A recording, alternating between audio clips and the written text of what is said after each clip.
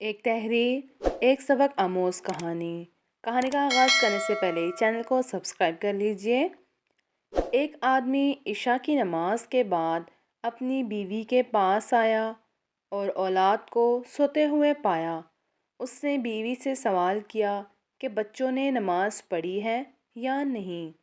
بیوی نے کہا، میرے پاس کھانا نہیں تھا، میں نے ان کو بہلایا پھسلایا، اس کے بعد حتیٰ کہ وہ سو گئے لیکن نماز نہیں پڑھی۔ خاوند نے کہا، انہیں اٹھاؤ تاکہ وہ نماز پڑھیں۔ اس نے کہا، اے ابو جاد الحق، اگر میں نے انہیں اٹھا دیا تو وہ بھوک کی وجہ سے روئیں گے۔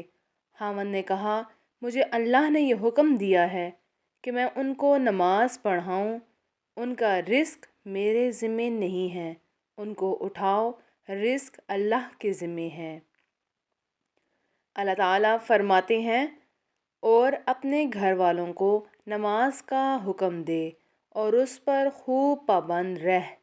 ہم تجھ سے کسی رزق کا مطالبہ نہیں کرتے، ہم ہی تجھے رزق دیں گے اور اچھا انجام تقویٰ کا ہے۔ بچوں کی ماں نے کہنا مانتے ہوئے بچوں کو اٹھا دیا۔ جب وہ نماز سے فارغ ہوئے تو دروازے پر دستک ہوئی۔ کوئی غنی آدمی دسترخوان اٹھائے ہوئے تھا جس پر لذیذ قسم کا کھانا تھا۔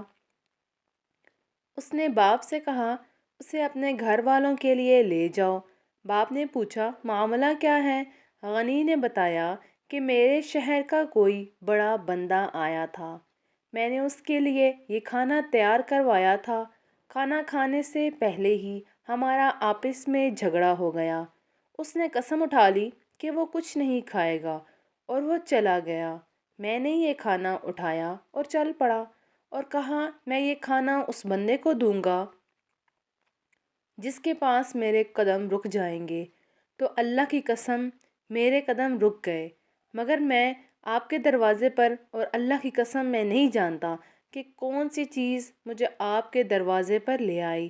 باپ نے اسی وقت ہاتھ اٹھائے اور دعا شروع کر دی، رب اجعلنی مقیم الصلاۃ ومن ذریتی ربنا وتقبل دعا۔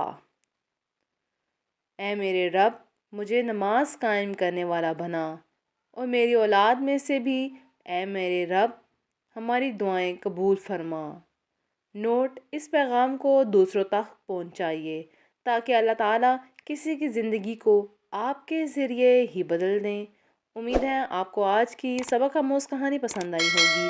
اگر کہانی پسند آئے چینل کو سبسکرائب کر لیجئے بیل بٹن کے ساتھ۔ اللہ حافظ۔